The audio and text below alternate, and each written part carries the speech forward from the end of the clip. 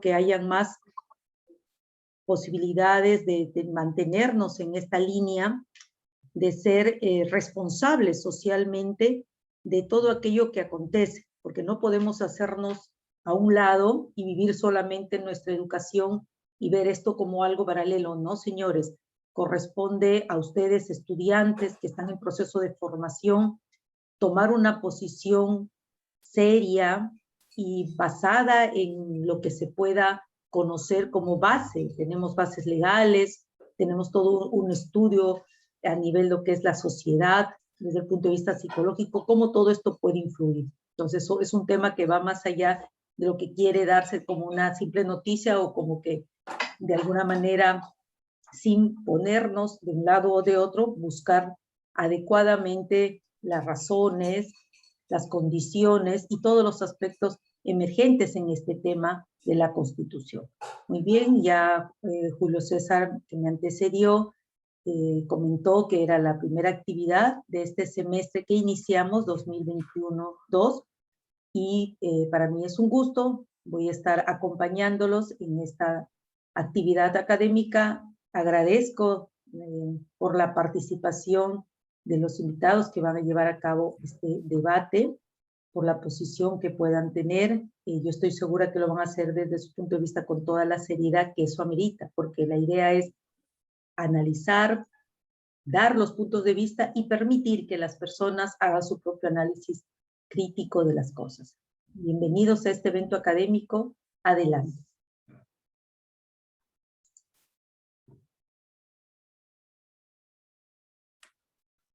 Mixi va a dar algunas pautas del debate. Mixi. Buenas noches con todos. Mi nombre es Mixi Bonilla, soy la delegada principal del Círculo de Estudios. En esta oportunidad voy a presentar a los participantes del debate. Tenemos a Juan Andrés Rabines Barragán, egresado del programa de Psicología de la USMP Filial Norte, con maestría concluida en la mención de Psicología Clínica. Y el otro participante es Carlos Farfán Rodríguez, egresado de la Universidad Señor de Zipán, escritor de los libros Fracaso del tipo penal del género, Feminicidio y No solo los ángeles saben amar. Además, voy a leerles la rúbrica para los jurados, los cuales van a ser los estudiantes del ciclo de estudios. Tenemos primero que respetar las reglas y procedimiento, es decir, respetan el orden de la palabra, la temática asignada y demás indicaciones del moderador. También es que respetan a los participantes en el debate, no descalifican al otro y evitan recurrir al lenguaje y gestos que agredan, humillen y ofendan a la otra persona. También hay un manejo adecuado del lenguaje no verbal, es decir, un tono de voz fuerte y claro para ser escuchados por la audiencia. También un manejo adecuado del lenguaje verbal, utilizar un lenguaje socialmente apropiado, manejan un lenguaje técnico que expresa conocimiento del tema. También la preparación de argumentos, es decir, que apoyan sus ideas y argumentos con evidencias de diversas fuentes transdisciplinarias, pueden ser filosóficas, legales, socioculturales, psicológicas, biológicas, etc. La capacidad de síntesis también es evaluada, también que mantienen la coherencia lógica, también que realizan una buena contraargumentación y la coherencia y cohesión de grupo y la fuerza persuasiva, ¿no? Su actitud revela convicción y confianza y su argumentación parece ser contundente. Doy paso a mi compañera Erika para que pueda continuar. Bien. Buenas noches con todos, mi nombre es Erika García y yo pertenezco al área de eventos académicos del Círculo de Estudios Praxis Psique. Y antes de poder darle el pase ya a los ponentes, quiero mencionar de que este debate va a tener 4 momentos, en los cuales cada ponente va a contar con 4 minutos para que pueda compartir con nosotros sus argumentos. Posterior a eso, se van a brindar 4 minutos más para que cada ponente pueda dar su conclusión final con respecto a lo que se ha hablado esta noche. Y para terminar, cada asistente en esta noche va a poder contar con 2 minutos para que pueda realizar algún comentario o si tiene alguna duda para que pueda realizarle y resolver esas dudas, ¿no? Ahora voy a pasar a compartir un cronómetro para que todos puedan ver el tiempo y entonces voy a compartir para que luego puedan iniciar los ponentes.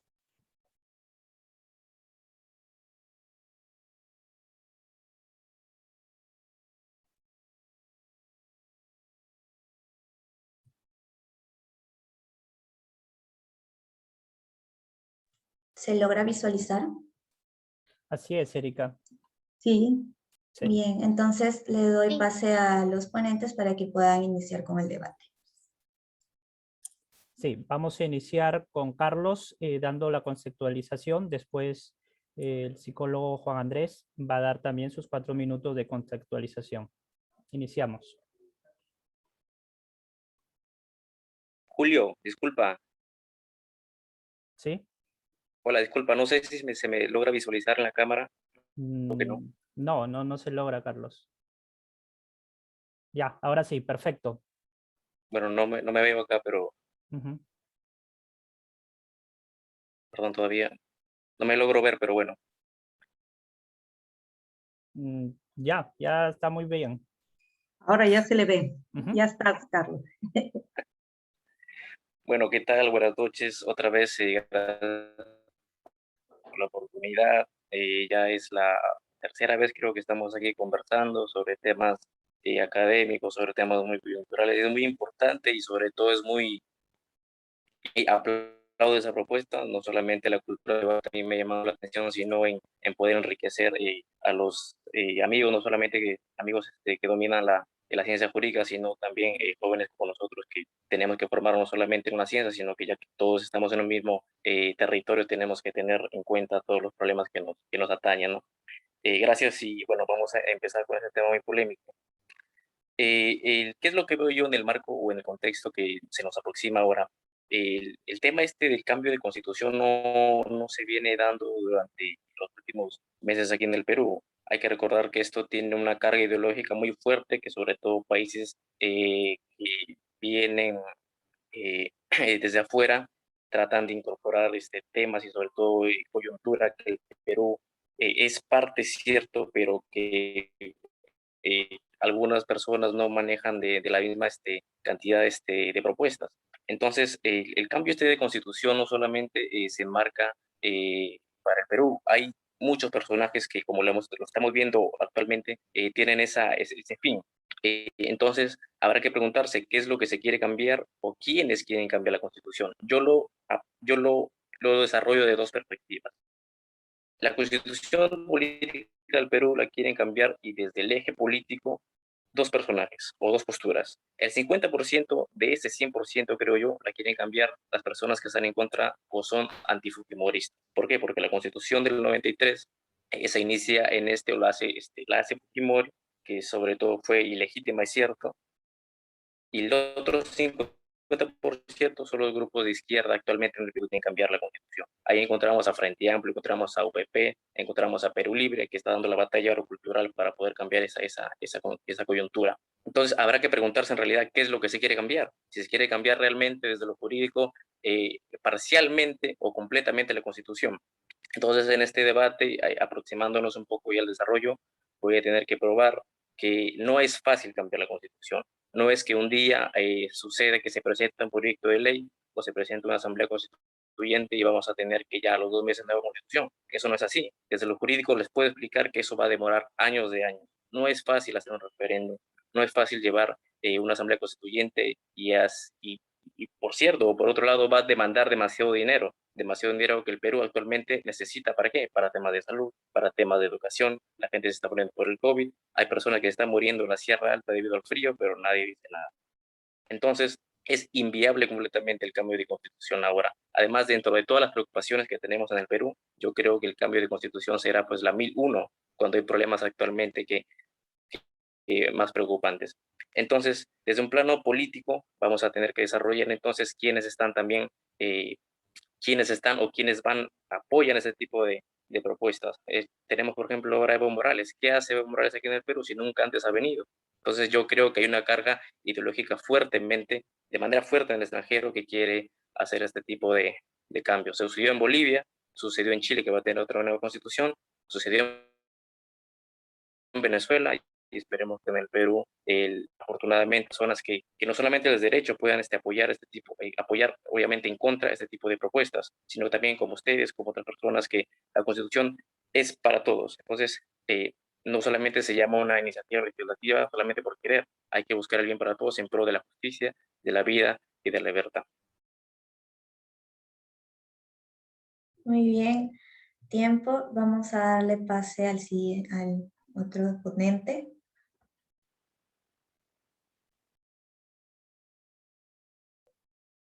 Bueno, muy buenas noches a todos. Gracias por invitarme a esta reunión. Un saludo a todos los presentes. Nosotros proponemos, lejos de contraargumentar los argumentos del señor Carlos Farfán, al cambio constitucional como un mecanismo republicano para resolver las contradicciones actuales del país, además de para resolver ciertos vacíos que han existido en la Constitución o digamos en la construcción republicana de nuestro país.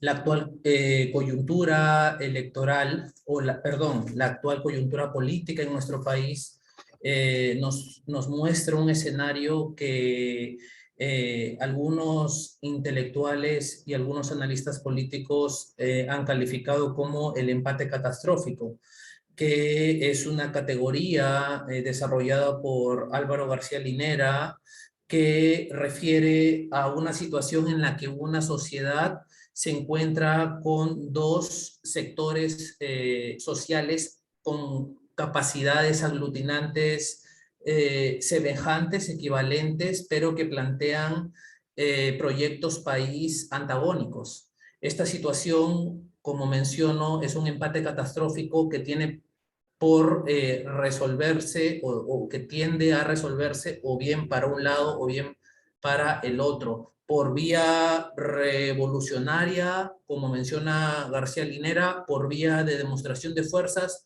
o por la vía democrática e institucional republicana, como es el cambio constitucional. Lejos de representar un deseo de un sector antifujimorista o un deseo de un sector que solamente es de la izquierda, como se menciona, una salida constituyente es un mecanismo de las amplias mayorías. No es solamente de un sector de la sociedad, sino responde a los intereses de mayorías emergentes. Las democracias siempre se constituyen a partir de mayorías emergentes. Y esto parte por la idea de que la fuente de derecho no es la ley, la fuente de derecho no es la Carta Magna, la fuente de derecho es la ciudadanía o es el pueblo el que materializa su voluntad en leyes. La única fuente de derecho, y eso es desde la Revolución Francesa, siempre es el pueblo en acción. Ahora, que tenga carga ideológica o no tenga carga ideológica, por supuesto que tiene carga ideológica y naturalmente la tiene porque nada, ni la ciencia misma, y esto ya lo demuestra la misma física cuántica, nada está, digamos, desprendido o desligado de la subjetividad humana y por lo tanto de una lectura o de unos lentes ideológicos. Eso sería mi postura.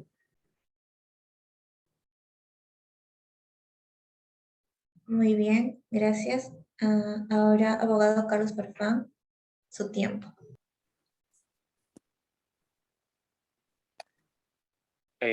Bueno, yo quiero responder algo ahí. Se ha dicho que una fuente del derecho es el pueblo. Eso no es correcto. Como estudiante de la cátedra de Derecho, te puedo decir que las fuentes del derecho, y no lo digo yo, perdón, lo dice la propia Constitución, son la Constitución, la doctrina, la costumbre, la ley y los tratados internacionales. O sea, el pueblo no es fuente del derecho.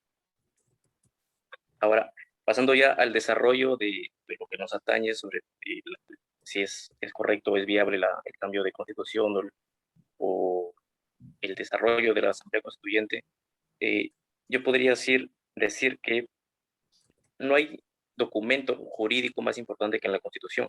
La Constitución se nos entiende o la hemos desarrollado desde un sistema binario. ¿Qué quiere decir eso? Que no solamente la Constitución es para los estudiantes de Derecho, por ejemplo, sino que también se enmarca en dos estructuras. Una estructura que se divide en dos. Como es un sistema binario, va a delegar, aprobar y proteger derechos fundamentales, y la otra es que va a organizar, valga la redundancia, la organización del Estado. Es por eso que es un sistema binario, jurídico y político. Ahora, meterse con la Constitución no es una tarea así como que emanar un proyecto de ley, no es como hacer un reglamento. Ya la Constitución, según la jerarquía kelseliana, por meter los términos jurídicos, es la norma suprema, la Carta Magna, el documento más importante que tenemos nosotros en nuestro país. No hay norma que se le iguale o esté por encima de ella. Entonces, ¿qué nosotros estamos desarrollando, que estamos yendo en contra o a favor cuando hablamos de la Constitución? Si no hay Constitución o no respetamos la Constitución, eso no vale nada.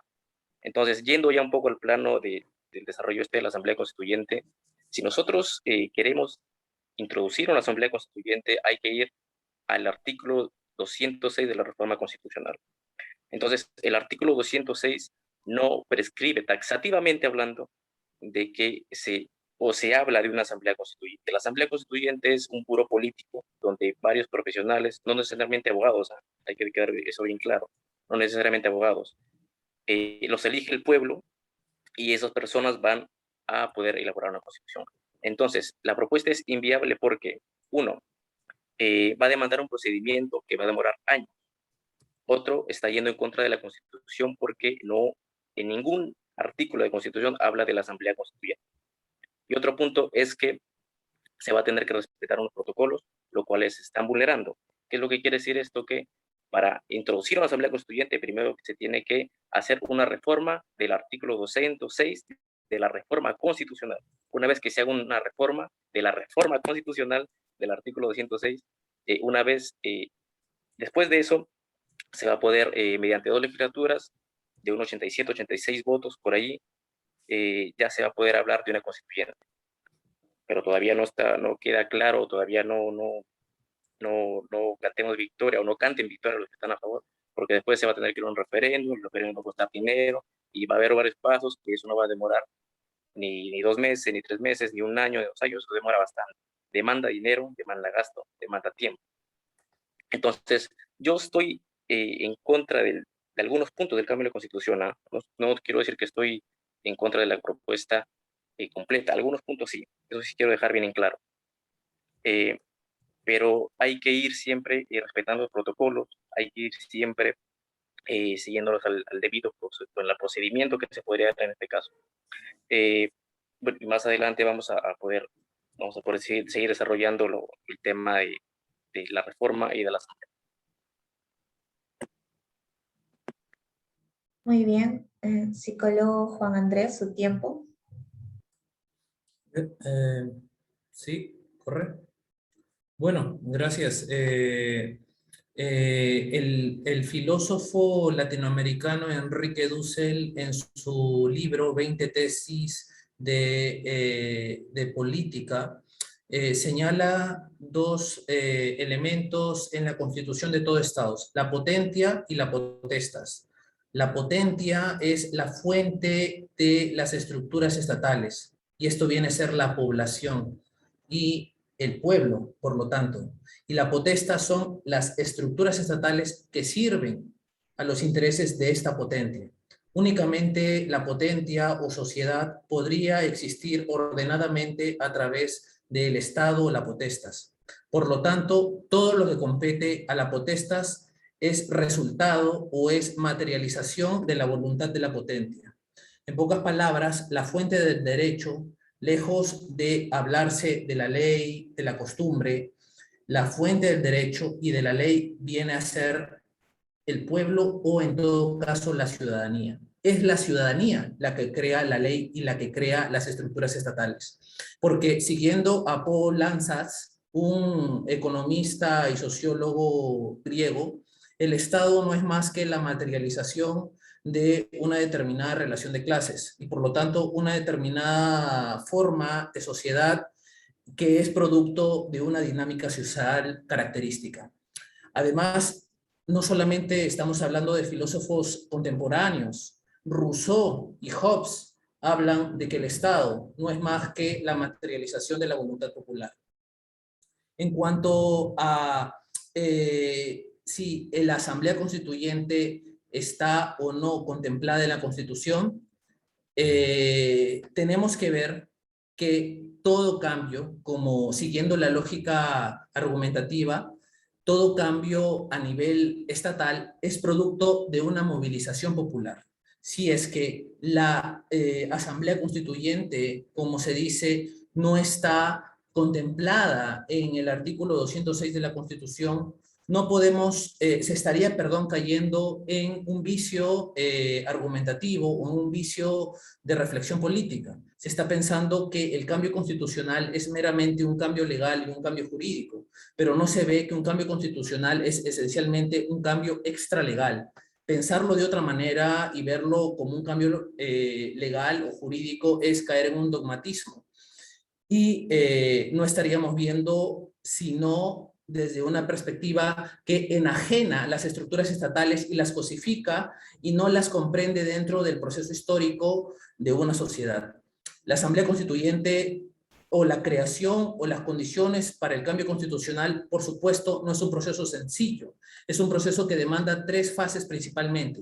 Un momento de constituyente, un proceso o un momento constituyente y un momento en donde se genera un poder constituyente que se materializa en una nueva constitución.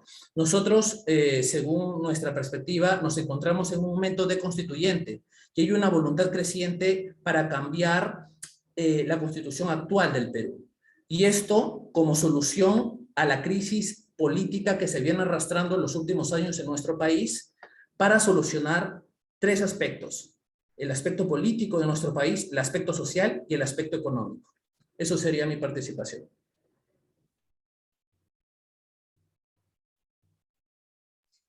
Bien, abogado Carlos Farfán, nuevamente toma la palabra. Bueno, lo digo y lo repito, el pueblo no es parte o no es una fuente de derecho. El pueblo vendría a ser, en todo caso, una parte del Estado, que se divide en territorio, población, soberanía, etcétera, pero no es fuente del derecho. Hoy, es cierto de que bueno, como dices, la Asamblea Constituyente parte de temas económicos, políticos, claro, está bien, pero no todo lo que nosotros queramos, no todo lo que nosotros nos guste va a tener que ser un derecho, va a tener que convertirse en ley, esa ley va a tener consecuencias jurídicas. Hay que iniciar la exposición con el tema de que hay una carga ideológica muy fuerte de afuera para adentro, ¿no? Como lo dije, Evo Morales, ¿qué hace aquí en el Perú? Nunca antes ha visto Evo Morales acá, sin embargo ahora vemos que es un poco como que el guardaespaldas o el chaleco de Cerrón, de Castillo. Pero muy aparte de eso, sucedió, como dije, en Bolivia, 2009, sucedió en Ecuador con Correa y ahora está sucediendo con Chile. Habrá que preguntarse entonces por qué los zurdos o por qué las personas de izquierda tienen ese pensamiento de que cambiando la Constitución o instaurando la Asamblea Constituyente el problema político, económico, social, etcétera, va a acabar. Eso totalmente es incorrecto. Los problemas que tiene un país no se cambian con el cambio de constitución, se cambian con la educación y con todos los parámetros de políticas públicas que un Estado mismo puede ingresar a su desarrollo. Pero bueno, entonces habrá que preguntarles, y te pregunto a ti y te pregunto a las personas que están a favor del constituyente, ¿qué cambios o qué es lo que quieren cambiar de la Constitución del 93? Es cierto que se inicia con un golpe de Estado y generalmente vienen ya todo un recorte de derechos humanos, eso es cierto y no vamos a negarlo. Pero las personas de izquierda con los que he podido conversar y he podido tener un poco más de información, se refieren siempre al plano económico de la Constitución política del Perú, del año 93, la actual, ¿no? Y nosotros podríamos preguntarle qué es lo que, bueno, están en contra y no te pueden responder, simplemente se van al capítulo económico. Y el capítulo económico, creo yo que plantea 4 temas que son de difícil entendimiento para las personas que están a favor de la constituyente y para las personas que están a favor de cambiar la constitución. Ellos siempre van a exponer el siguiente. Plantean de que el artículo 160 y siguientes, hablando de pluralismo económico, hablando de contratos ley, establecen de que existe una fuerte carga de los empresarios contra el pueblo, el típico lema que tenía pues, el marxismo, ¿no? Que el proletariado siempre es oprimido por el empresario. Entonces, siempre va a ser esa carga ideológica. Entonces, habrá que preguntarles, habrá que responder, que escuchar sus respuestas sobre por qué están en contra de estos artículos o de qué artículos están en contra, porque ahora no puedo o no me dice usted, o no me dices tú, perdón, qué artículo estás en contra o qué artículos quieren cambiarse. Entonces, yo presumo que esa carga un poco antifujimorista, y repito, yo no soy fujimorista, pero defiendo algo que considero correcto, van en contra de estos artículos, ¿no? Sobre todo hablando del pluralismo económico y los contratos de ley, que expresan en la Constitución de que toda persona tiene el derecho o la libertad de hacer economía o de contratar con otra persona. Y esos prácticamente a ellos les molesta, les enoja. Y no hay una respuesta a lo que se quiere cambiar. En el Perú tenemos, perdón, en el derecho tenemos un principio que se llama el pacta sunt servanda, que es las partes que contratan en un contrato, valga la redundancia, se tiene que respetar lo que se diga en ese pacto. Así que el Estado no tiene por qué intervenir en un contrato privado, cosa que se quiere hacer al modificar esta constitución, donde Perú Libre y el gobierno, que es nacionalista, es ahorita el que está a cargo. Si se cambiase la constitución, van a poder entrar en ese tipo de contratos, lo cual no se les permite actualmente.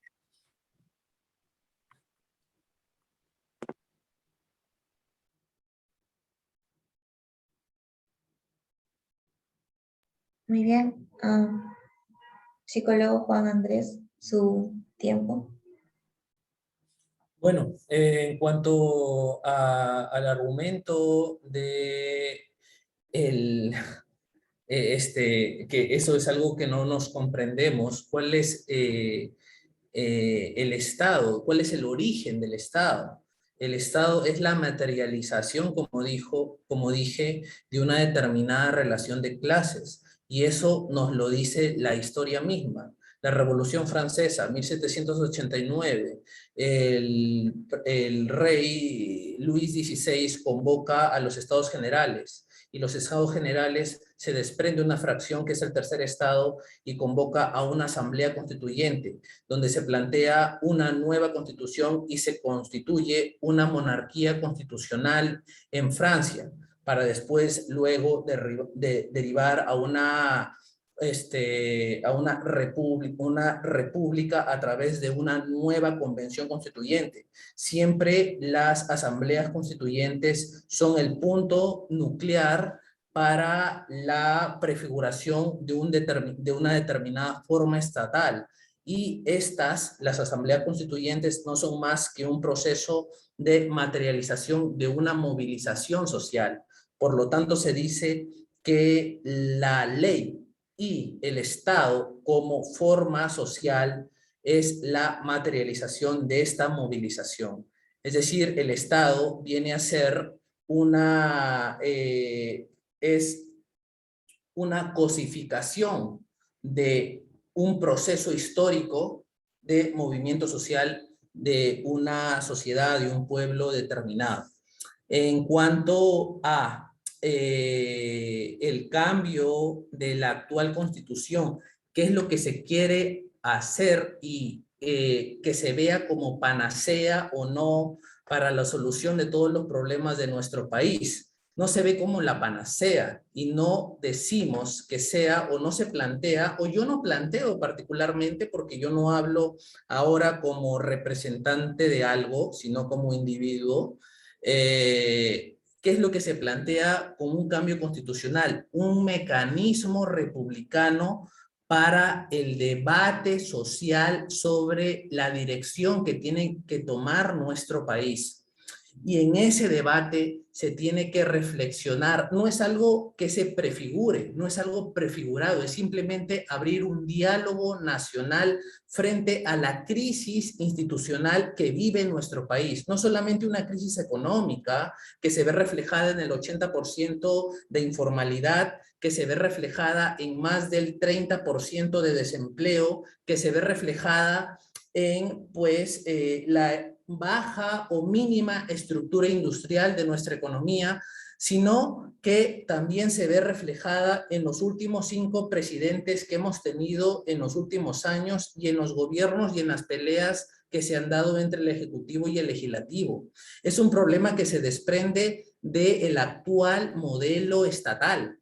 Y para darle una salida se necesita este proceso republicano que es el cambio constitucional, la Asamblea Constituyente. ¿Y qué se tiene que cambiar? Se tiene que cambiar los primeros artículos de Constitución, se tiene que iniciar un proceso para integrar nuevos derechos de los que ahora no están contemplados, como el derecho al agua, como los derechos a la naturaleza, que son los derechos de tercera generación. Se tiene que obviamente cambiar el artículo económico, el capítulo económico, el título económico, en el sentido de dar una fortaleza al Estado frente a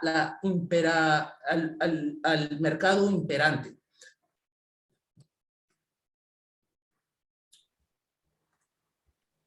Bien, hacerle recordar a los ponentes de que esta va a ser la última ronda para que puedan compartir y fundamentar sus argumentos. Posterior a eso se les va a brindar 4 minutos más a cada uno para que puedan darnos su conclusión final respecto al debate.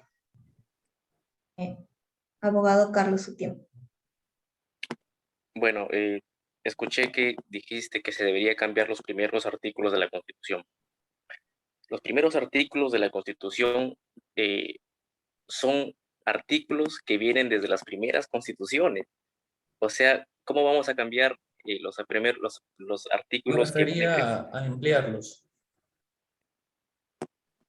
Ya, ampliarlos, pero bueno, dijiste cambiarlos, no hay que ampliarlos.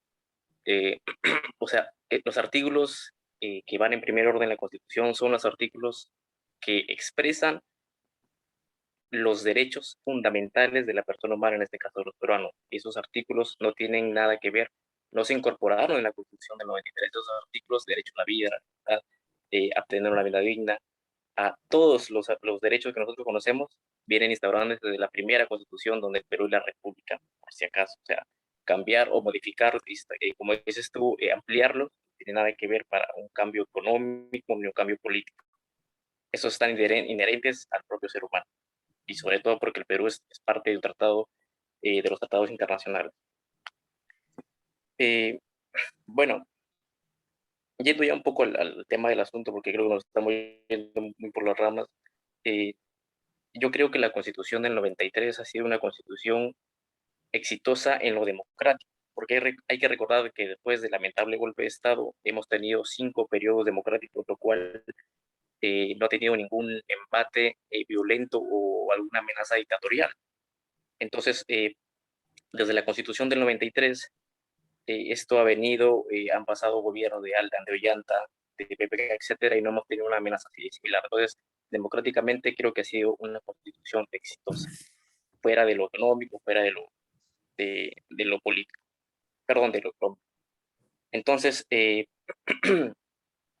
para entrar un poquito más en lo jurídico, y yo quisiera hablar un poquito se presume o se habla de que con una nueva, perdón, en el capítulo económico se habla de que el Estado no tendría o no tiene esa facultad de interceder, lo dice la izquierda, no tiene por qué interceder, perdón, se presume que el Estado no tiene ningún tipo de facultad para interceder en los contratos de ley, y sobre todo en los contratos de contrataciones con el Estado. Eso es totalmente correcto.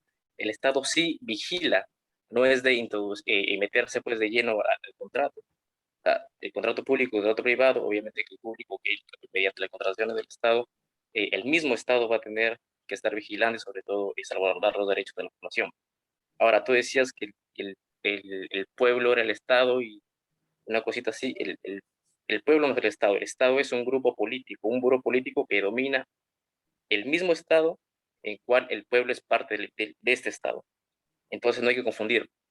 El Estado son personajes que nosotros les damos un poco de poder para que ellos nos administren. Quisiera acabar con este tema de, de, de los monopolios, que también se ha hablado mucho, los monopolios. En el Perú tenemos nosotros empresas que ya han tenido ese fuerte crecimiento económico. No es que el Estado solamente se marque en Telefónica, en Coca-Cola, que son empresas grandes, no es eso, sino que esas empresas, como se presume que son abusivas, etcétera, esas empresas han venido desde antes ya, y por eso ahora tienen una marca, o sea, conocida. Son fuertes porque han hecho empresas. No es porque el Estado siempre las protege, que eso es lo incorrecto que se presume por la izquierda. Muy bien. Psicólogo Juan Andrés, su turno. Bueno, me parece que hay una confusión en cuanto a lo que es Estado, puesto que está diciendo el señor Farfán que Estado son las personas a las que se le ha delegado poder y ellas vendrían a ejercerlo para gobernar, orientar a una población. Esto se está confundiendo, por lo tanto, Estado con gobierno. El Estado es la estructura estatal, que es la materialización de una determinada relación de clases, como vengo repitiendo, y el gobierno es el grupo que administra esa estructura estatal, ¿ok? Y que es elegido tras elecciones. Con relación a lo que se planteaba, el cambio constitucional es un proceso totalmente válido, totalmente democrático y que, como vuelvo a añadir, va a servir para resolver la crisis que venimos arrastrando como país. ¿Y esta crisis a qué se debe?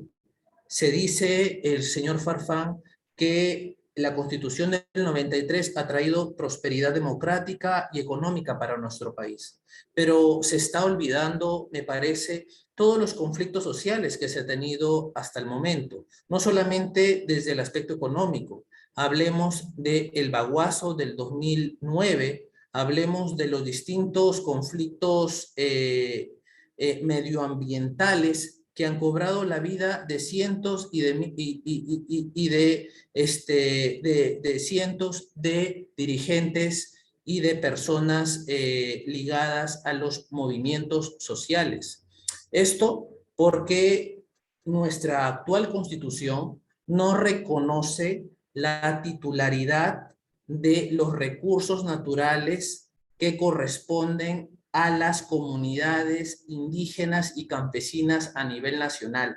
Según la actual Constitución, la titularidad de los recursos naturales y del subsuelo corresponden al Estado peruano y no se reconoce al Estado peruano como un Estado plurinacional. Esto es uno de los vicios que también tienen que cambiarse con la Constitución, puesto que nuestro país y la historia misma de nuestro país responde a una realidad plurinacional, como ya se ha demostrado, como ya se ha materializado en los cambios constitucionales en distintos estados a nivel latinoamericano y mundial. Por otro lado, lo que necesitamos es un Estado más fuerte que garantice la protección del mercado interno y el fortalecimiento de la industria nacional. Ningún país en el mundo va a ser desarrollado si no le da valor agregado a sus materias primas. Y ningún país va a ser desarrollado si no protege su producción nacional, cosa que no garantiza nuestra Constitución, porque como bien dice, y lo leo expresamente, el artículo 58 de nuestra Constitución se plantea que el Estado solo orienta el desarrollo del país y actúa principalmente en las áreas de promoción de empleo, salud, educación, seguridad, servicios públicos e infraestructura, lo que le está dando solamente un rol subsidiario al Estado y haciendo, como el modelo neoliberal lo plantea, un Estado mínimo frente a un mercado fuerte y dominante, cuando ningún país del G7, por ejemplo, o del G8 o del G20. Tiene una estructura estatal de esta naturaleza, en donde el Estado y sus intereses se subordinan a las leyes del mercado.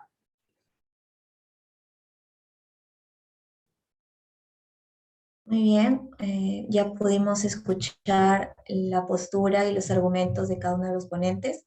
Ahora se les va a brindar 4 minutos a cada uno para que puedan darnos su conclusión final con respecto a si se debe dar o no el cambio de la Constitución. Abogado Carlos Farfán, por favor. Bueno, yo soy de los creyentes de que la Constitución se debe respetar en su totalidad. Nosotros no debemos alterarla, ni mucho menos ir por cambios ideológicos, sobre todo extranjeros, donde supuestamente se crea un cambio afuera, pero en la realidad peruana obviamente es otra. Yo te recomendaría que la Constitución es un documento que no solamente es para tenerlo en casita, leerlo cuando queremos. Es un documento fuerte, un documento poderoso, y no solamente sirve para guardarlo, etcétera, sino la Constitución hay que interpretarla bien. Y me dices tú que los recursos naturales, etcétera, las comunidades campesinas tienen un vacío legal. Yo te digo que eso es completamente incorrecto, porque la Constitución en el artículo 89, en el artículo 149, habla sobre las rondas campesinas, las comunidades nativas, sobre los recursos naturales, el cual el Estado protege esos recursos. No sé de dónde me sacas que el Estado tiene un vacío legal con respecto a ese contexto. Y muy aparte que el convenio de la OIT, 169, reconoce y sobre todo protege en promoción con el Estado peruano este tipo de recursos naturales, etc. Como conclusión quisiera plantear que nosotros no debemos dejarnos engañar, sobre todo creer que lo que está pasando, lo que supuestamente pasa en otro territorio, puede ser igual o mejor para el Perú. El Perú tiene una realidad política, social, económica muy distinta a los otros países. El peruano es una persona que se deja engañar muy fácil. Es una persona que mediante el populismo barato que ahora estamos escuchando, sobre todo por ti, sobre todo por las personas que están en su entorno, el peruano, como es una persona muy oprimida, muy, en este caso, antihumorista, una persona resentida del Estado, y en parte es cierto, porque el Estado en momentos o desde hace muchos años lo ha dejado olvidado. Eso sí reconozco bastante y hay que apoyar eso, de poder dar una mejor calidad de vida al prójimo. Pero el peruano, o sea, es ingenuo en el sentido de que si le prometes algo, ese peruano te va a sonreír totalmente. O sea, el populismo le gusta al peruano, le gusta que lo engañen, pero él no sabe que lo están engañando. Entonces, solamente yo quisiera recomendarles a ustedes, a todas las personas, que sigamos siempre por lo que dice nuestra ley, por lo que dice nuestra norma. Si nosotros vamos a dar argumentos que no tienen sustento político, jurídico, legal, vamos a tener un estado todavía mucho más catastrófico que el que tenemos en lo político y en todas las ramas. No nos dejemos engañar sobre todo por palabritas que supuestamente nos van a llevar al cambio por una asamblea constituyente. Y el problema aquí en el Perú no es la instauración de una asamblea constituyente. Yo creo que una vez instaurada, si se hace lamentablemente esta asamblea al Perú, después van a querer cambiarla en su totalidad. Eso totalmente es inconstitucional desde el ámbito legal. Ahora, ¿qué viene después? No sabemos qué vendría después en este caso. No sabemos, las personas que están a favor de la asamblea y del cambio constitucional, no sabemos prácticamente qué es lo que va a suceder después. Evo Morales en Bolivia se religió, así la Constitución no lo prohíba. ¿Eso queremos para el Perú? No lo creo. ¿Eso queremos para la democracia en el Perú, para las futuras generaciones?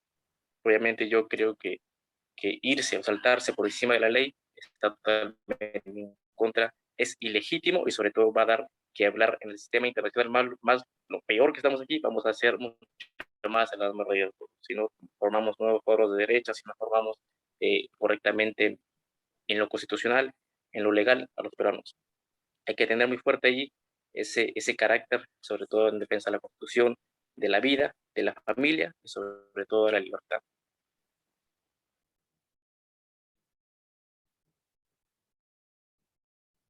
Muy bien, psicólogo Juan Andrés, su conclusión, por favor.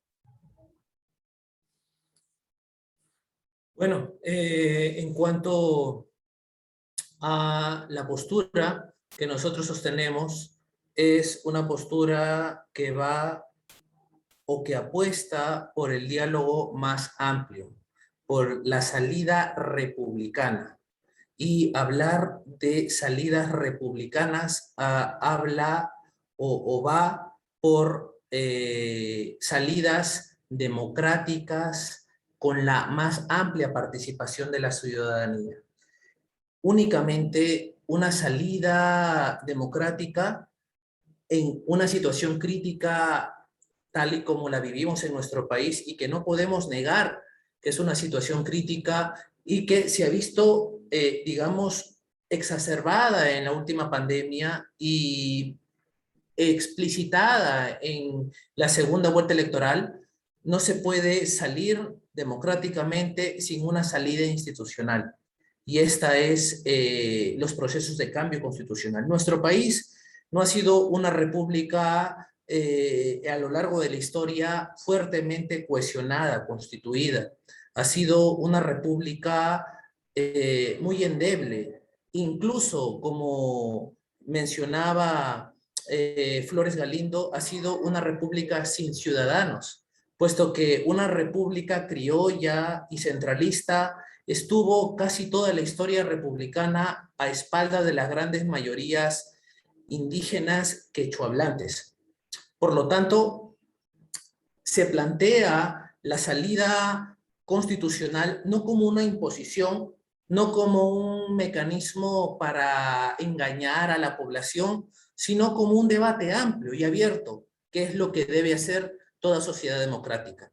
Por otro lado, hablar de la Constitución o del cambio constitucional lejos de plantear una crítica a la misma Constitución o decir en otras palabras que el cambio constitucional no puede ir más allá de la misma Constitución, eso es una tautología o un oxímoron y es o refleja un fetichismo de la ley.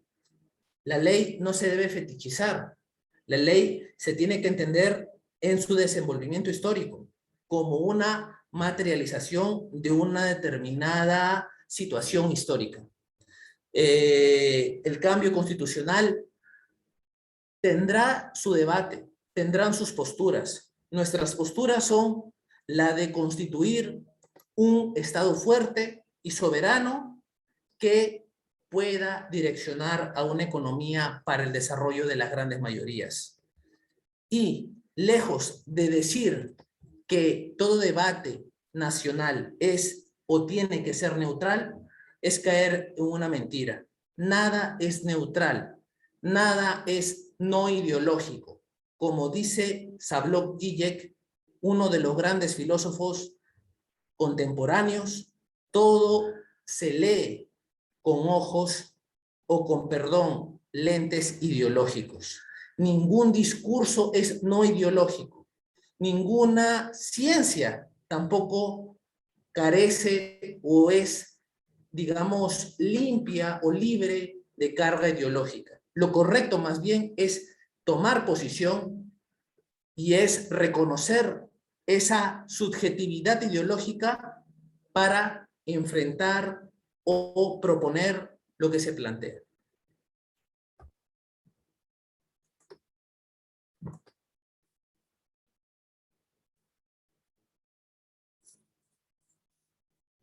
Muy bien, muchas gracias a los dos ponentes por haber compartido con nosotros su postura y sus argumentos.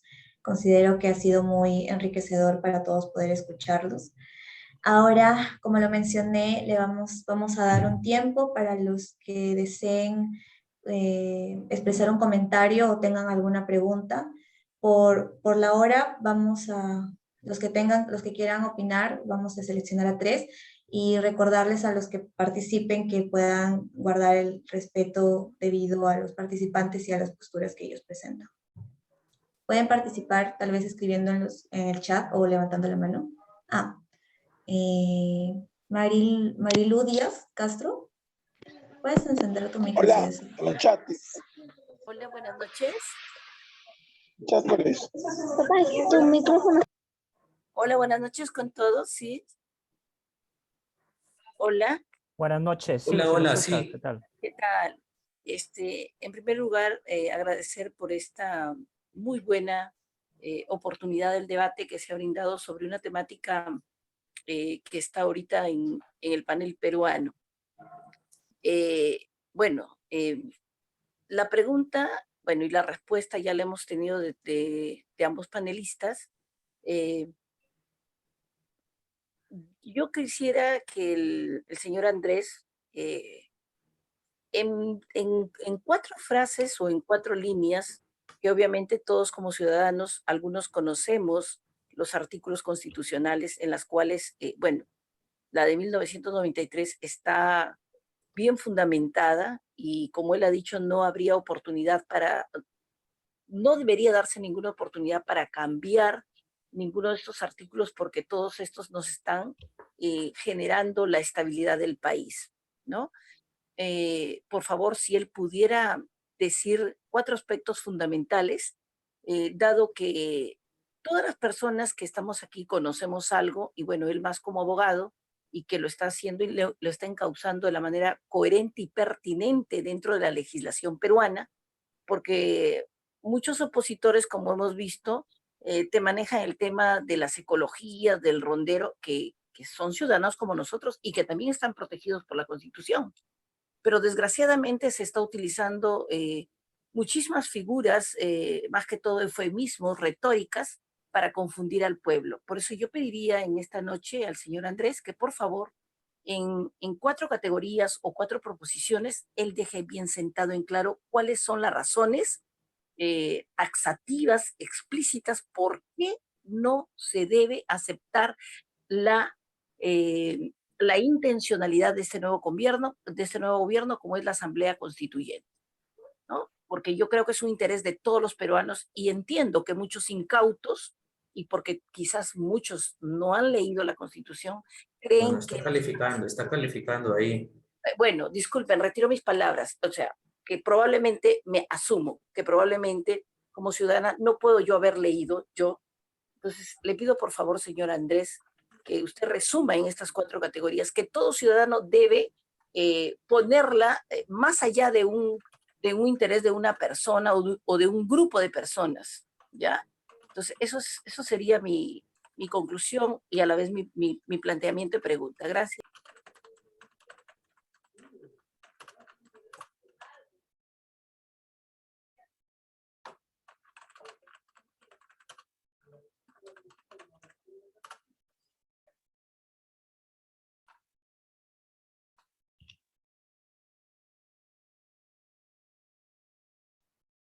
Bien, gracias por la participación. El señor Dante Alarcón también tiene levantada la mano. Por favor, se le pide a los que van a participar que puedan mantener el debido respeto que los participantes y los ponentes se merecen. ¿Qué tal? Buenas noches ante todo. Felicidades a Carlos Farfán y a Juan Andrés. De verdad, me gustó el nivel de su debate. Uno más por leyes, uno más por filosofía política. Felicidades a los dos. Quisiera hacerle 2 preguntas. Bueno, una a cada uno. Primero a Carlos Farfán. ¿Qué reformas, aunque sea 2, estarías a favor de aplicar en esta Constitución, que de hecho da todos los pasos para que se lleve a cabo? Sí, ya veo que no solo te vas en el tema económico, sino también tú, por lo que hablas de valores y todo ello, creo que tu postura es en límites morales en el mercado. En cuanto a Juan Andrés, mira, mencionaste que tiene 3 características o 3 objetivos, lo de la Asamblea Constituyente. Uno de ellos es el plan económico, ¿no? En ese tema, mira, hay un libro que es 4.000 años de controles, precios y salarios, cómo no combatir la inflación, de Schuttenberg y Butler, no Judith Butler, sino Eamon Butler, no, para evitar confusiones. De hecho, fue una dedicatoria para Milton Friedman. Explica que cuando el dinero crece más rápido que la producción es cuando se genera la inflación, y es lo que vemos en Venezuela, ¿no? Mayor dinero, hay menos producción, hay menos productos que vender, entonces tiene que aumentar para haber un equilibrio. Lo que sucede aquí, por ejemplo, es que el dólar no sube como tal su precio, sino el sol pierde su valor adquisitivo. Pero esto sucede en Venezuela, en Argentina, y en Chile mejoró después de Allende, pasa Pinochet, de Pinochet ahora se busca también una asamblea constituyente. Caso curioso, lo que pasa en Colombia, pasa en Perú, pasa en Chile. El punto es este, si tú mencionaste que uno de los objetivos es mejorar el plan económico, bueno, la economía aquí de los peruanos, ¿cómo esto va a mejorar si vemos que con el bono, que es un proceso cíclico, y yo sé que tú lo sabes, es un proceso cíclico como tal, de que a más bono que nos dan, va a tener que aumentar los precios, y como aumentan los precios, van a tener que dar más bono? Entonces, a este punto es, ¿cómo va a mejorar lo económico en Perú con una asamblea constituyente de corte socialista? Que ya vemos que la inflación ha venido también en Argentina, la hiperinflación de Venezuela. De hecho, Cuba busca liberarse ahora. Bueno, esas serían las preguntas para cada uno. Gracias.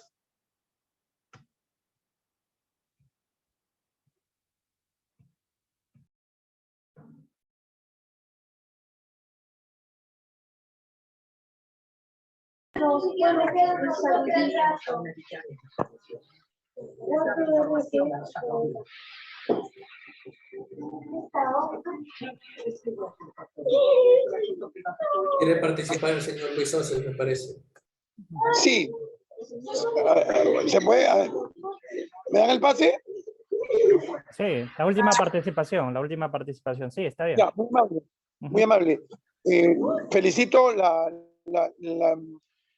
muy buena, el muy buen del desarrollo del evento, porque hay dos puntos de vista que son discrepantes, y justamente eso es la democracia, ¿no?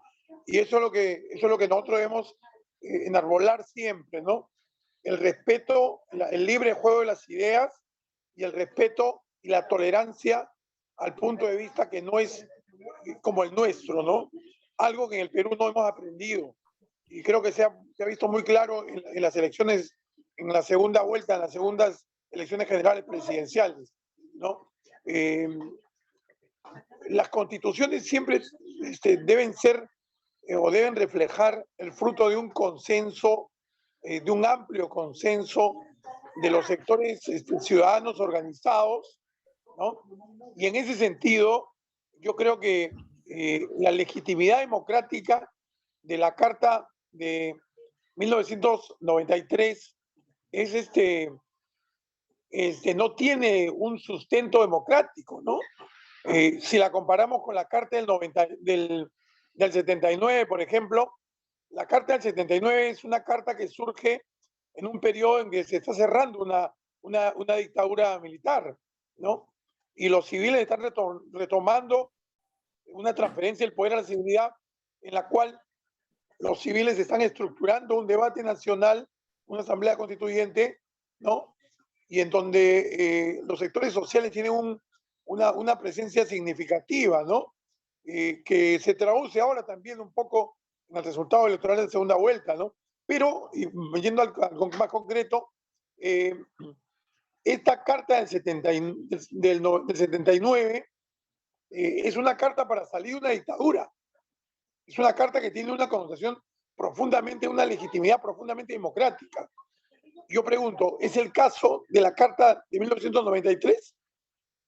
Y la respuesta obviamente es negativa, porque la Constitución del 93, recordemos, y nadie puede negar eso, fue producto de un golpe de Estado. El golpe del 5 de abril del 92 que dio el señor Alberto Fujimori.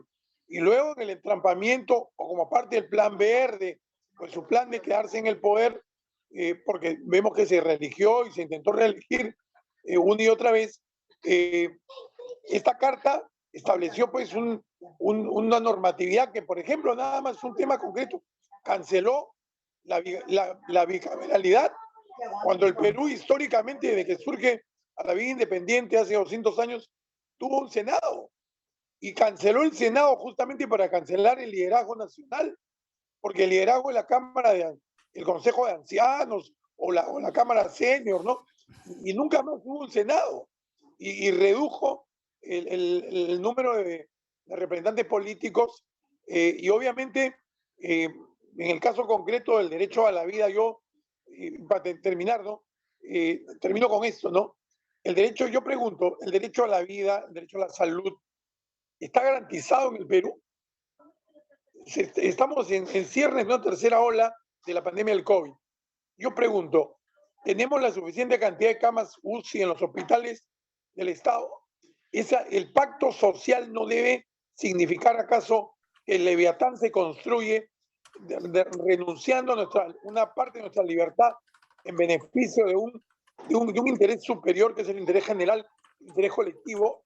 Y si el derecho a la vida, que es el principal y más importante de los derechos, no está siendo respetado porque la gente se está muriendo, el hermano o la madre, porque no hay una cama UCI en el hospital, entonces, o porque no alcanza el dinero para pagar la clínica privada, pues entonces el pacto social sigue vigente, me pregunto yo, o se está empezando a resquebrajar, ¿no? Muchas gracias por la participación y felicito a la organización de este debate.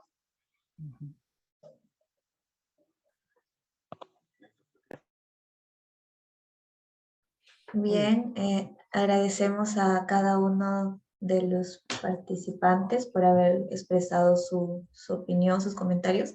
Ahora le voy a dar pase al profesor Julio César. Muy bien. Sí, ha sido un debate muy alturado, como lo mencionaba Dante, con argumentos sólidos desde una filosofía política, desde una realidad nacional, desde el campo legal, ¿no? Con ejemplos y todo. Creo que todos los participantes nos hemos nutrido de estos dos posturas y buenos argumentos, y ya se habrán formado una idea de alguna manera si es importante cambiar o no la Constitución. El Círculo de Estudio Praxis Psique, que aquí están algunos de los estudiantes por la hora, algunos no están y algunos sí están aquí. Ellos van a decidir una votación, pero eso lo vamos a hacer lógicamente internamente ya. Y quién tuvo mejores argumentos, pero eso lo vamos a conversar nosotros internamente también como Círculo de Estudio, ¿no? El Círculo de Estudio Praxis Psique nace en psicología, pero también se extiende a otros temas transdisciplinarios como los que acabamos de ver, ¿no? Tanto neurociencias, tanto temas legales y tantos otros temas, tratamos de abarcarlo, ya que la psicología es una ciencia transdisciplinaria también. Y este tema, de hecho, para cualquier universitario, no solamente para un estudiante de psicología, sino para cualquier universitario, es un tema muy relevante, porque es un hecho coyuntural, es un hecho que le debe interesar, porque desde la academia sale las ideas justamente para estos temas. Muy bien, felicitarlos a los dos. Psicólogo Juan Andrés Rabines, fue mi compañero de universidad, felicitarlo por sus buenos argumentos. Igual, Carlos, felicitarte por tus buenos argumentos. También has dado muy buenas ideas para poder también nosotros sacar nuestras conclusiones. A ambos, este debate ha sido muy enriquecedor y muchas gracias por su participación, por aceptar este debate que justamente es para nosotros ganar en más ideas y sacar nuestras conclusiones. También a los participantes agradecerles por estar aquí presentes hasta esta hora ya. Y bueno, el siguiente evento del Círculo de Estudio va a ser el posmodernismo y la deconstrucción de la identidad. Esto lo vamos a dar el día 28, sábado 28. Y también va a haber un debate, ¿sí? Que es el enfoque de género, ideología de género. Estos temas van a ser, de alguna manera, temas de relevancia también social, que escapan quizás de la psicología a una filosofía, a una política también, pero lo vamos a hacer. Esos van a ser los dos últimos eventos que vamos a darlos como temas transdisciplinarios. Luego nos vamos a enfocar, lógicamente, a lo que es temas de psicología netamente. Bueno, ya me despido. Antes la coordinadora Marilyn, para que pueda despedir el evento. Profesora Marilyn. Acá estoy. Bien, realmente ha sido un tema, tal como le dijo Dante, muy bien llevado, y agradezco la participación tanto de Juan como de Dante, como de Carlos, perdón, el abogado, y definitivamente hay mucho más que hablar, pero como se dijo en algunas opiniones, lo mejor que puede haber es que cada uno, al escuchar, revise, analice y tome los propios criterios, no muchas veces con el corazón, sino con la razón, porque son elementos que tienen que respetar muchos aspectos, como lo dije al comienzo, leyes, constitución, poderes del Estado, y que de alguna manera rigen.